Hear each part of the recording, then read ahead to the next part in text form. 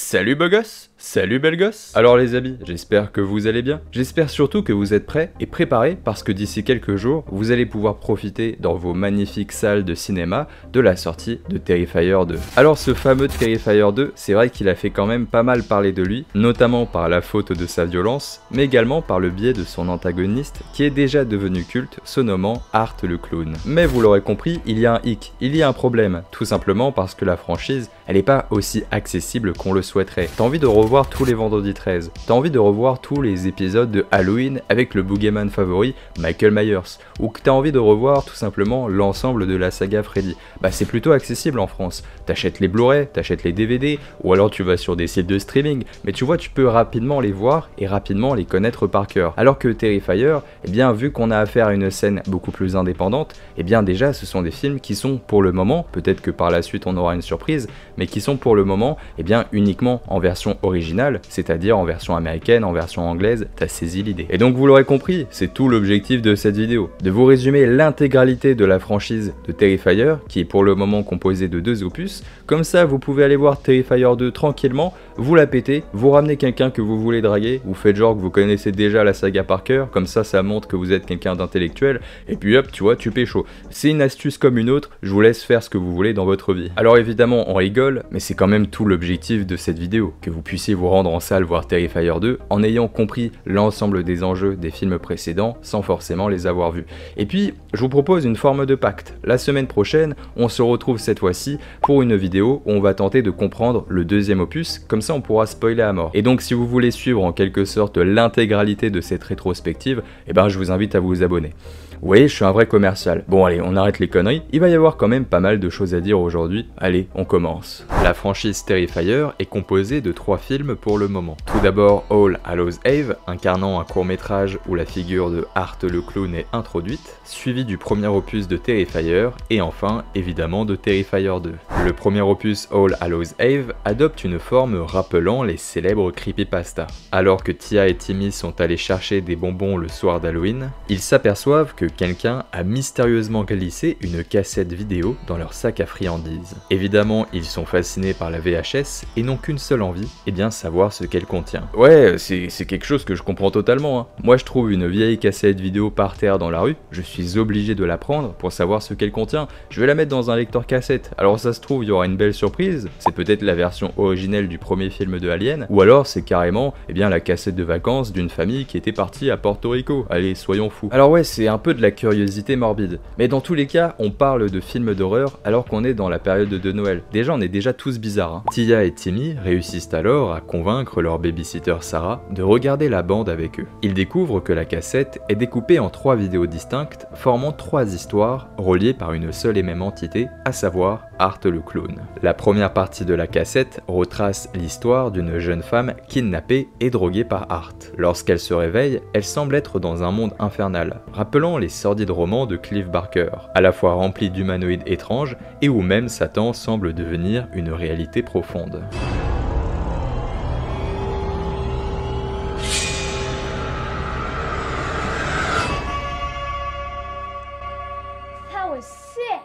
Comprenez par là que nous avons affaire à un film dans le film, et que ces différentes histoires, elles n'ont pas vraiment de lien entre elles. Le seul lien qui les unit, eh bien c'est tout simplement la personnalité folie furieuse de Art le Clown, qui semble être un véritable dépositaire du diable. Quoi qu'il en soit, Sarah trouve cette cassette vraiment étrange, et surtout, elle considère les images comme étant beaucoup trop violentes pour les enfants, qui sont obligés malheureusement pour eux d'aller dormir. Mais quant à elle, elle ne peut détacher ses yeux de la sordide cassette, et de ce qu'elle contient. Nous découvrons alors complètement fascinés la deuxième histoire, retraçant le parcours d'un nouveau protagoniste féminin emménageant dans une nouvelle maison où elle sera poursuivie par un étrange extraterrestre. Nous avons clairement affaire à un récit adoptant un ton différent, mais pendant sa lutte contre cette menace venue d'ailleurs, eh bien elle découvre une peinture où le visage de Art le Clown est représenté, comme si c'était lui qui s'amusait à prendre des formes différentes pour torturer ses victimes.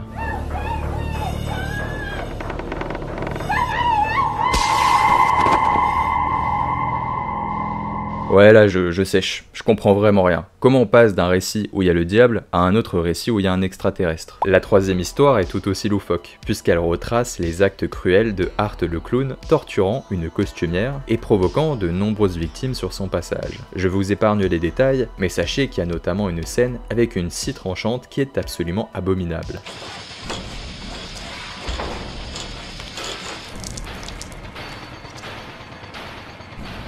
Ces trois histoires n'ont donc absolument aucun sens entre elles. L'objectif c'était de montrer avant tout, comme on est sur une scène beaucoup plus indépendante, et bien de montrer la capacité de l'équipe technique à construire des histoires différentes et à montrer l'étendue de leur talent sur des ambiances qui sont également différentes. Et dans ce premier film, All Hallows Eve, et bien Art est présent, mais il était simplement la personnalité qui unit ces histoires pour essayer de donner un brin de cohérence. C'est en quelque sorte la création qui a dépassé le maître, puisque cette figure, cette icône, eh bien ce n'était pas à l'origine censé devenir une icône. C'est un peu comme John Carpenter avec le premier Halloween. Michael Myers à l'origine, ça ne devait pas durer autant de films, ça devait être encore une fois qu'un seul film. Et bien là c'est à peu près la même chose avec Art le clown, ce qui explique cela, ce qui explique pourquoi dans All Hallows Eve, eh bien il n'y a pas beaucoup de réponses vis-à-vis de sa personnalité et au fond de ce qu'il représente. Alors que la cassette vidéo se termine, Sarah la babysitter, elle est complètement troublée par ce qu'elle vient de voir. Rappelons alors une autre saga avec une VHS maudite et une petite fille aux cheveux longs et noirs, le téléphone se met alors à sonner. Lorsque Sarah décroche, elle se voit dans la télévision, mais surtout,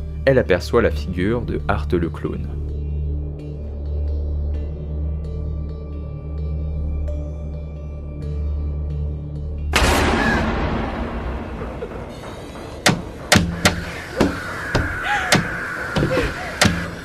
Et ce n'est que le début de l'horreur qui l'attend. Voulant absolument protéger les enfants, Sarah monte à l'étage et tombe nez à nez devant Art. Elle comprend alors qu'il s'est amusé avec les enfants, et que malheureusement, Tia et Timmy ne sont plus de ce monde.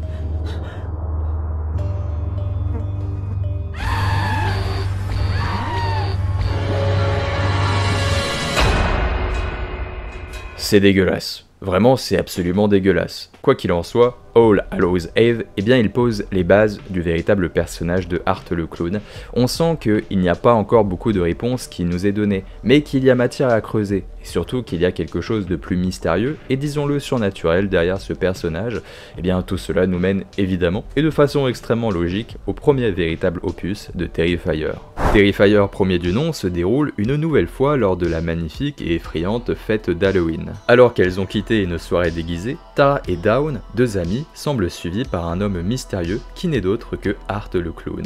Alors qu'il s'amuse avec elle plutôt gentiment, tout en paraissant extrêmement bizarre, il se fait virer du restaurant pour avoir chié absolument partout dans les toilettes. J'ai rien d'autre à dire, il a chié absolument partout. Et c'est à partir de là que le film prend une direction plutôt classique dans sa forme, en devenant presque un slasher survitaminé et clairement jubilatoire. Jubilatoire. Je suis pas sûr que ça soit le bon mot. Comprenez par là que Art va poursuivre Tara et Dawn dans un immeuble abandonné et que d'autres personnages vont subir à leur rencontre les foudres du terrifiant clown tueur. Cela va beaucoup plus loin dans le gore, avec des personnages se faisant carrément découper, et on découvre un mélange subtil entre un loufoque certain, l'humour noir et surtout de la violence gratuite. Art est un clown, et cela passe par un côté terrifiant, mais également par de l'humour totalement absurde.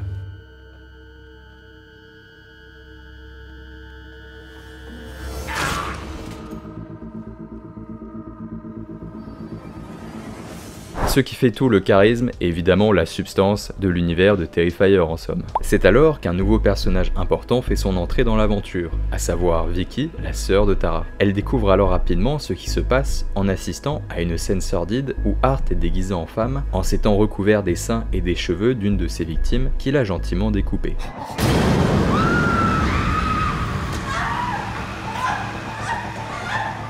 Ça va vraiment beaucoup trop loin pour moi. Vicky découvre alors ce qui est arrivé à Tara et Dawn, et désormais, son objectif c'est tout simplement de survivre à cet étrange clown tueur. Mais la tâche n'est pas aussi facile, puisque Art réussit à prendre l'avantage sur elle, en la torturant. La police arrive alors au bon moment pour sauver Vicky, et dans un élan de folie véritable, Art se suicide.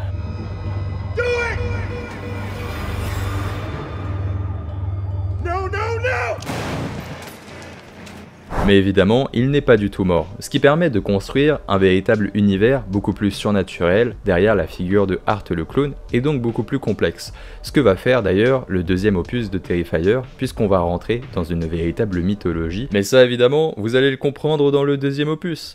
Oh, le teasing de fou furieux, mais payez-moi bordel. Le premier Terrifier se termine donc par une fin plutôt touchante, où Vicky est encore en vie. Elle s'est donc remise de ses blessures, mais elle possède toujours une partie du visage qui est totalement défigurée. Malgré tout, la menace est toujours présente, et Art, il semble toujours en vie, et il se pourrait bien qu'une entité mystérieuse soit à l'origine de son retour et du fait qu'il ait survécu. Ce que nous verrons évidemment la semaine prochaine, avec l'explication complète du second opus de Terrifier. Terrifier 2, c'est un opus qui ira beaucoup plus loin. On va vraiment mieux comprendre comment fonctionne le personnage de Art le clown, et où on n'a pas peur de créer un univers beaucoup plus fantastique et disons-le complexe. Et c'est drôle de commencer avec le premier film qui est à l'origine de tout. All Hallows Eve pose les bases d'un personnage, mais où on sent qu'il n'y a pas encore beaucoup de substance. Et quand tu vas aller voir Terrifier 2, ou quand tu l'as déjà vu, eh bien tu te rends bien compte que le personnage, eh bien il est beaucoup plus complexe qu'au départ, et qu'on a rajouté tout un tas d'éléments pour essayer de construire un univers véritablement différent des autres franchises. Et ça me rappelle le même traitement qu'avait procédé Wes Craven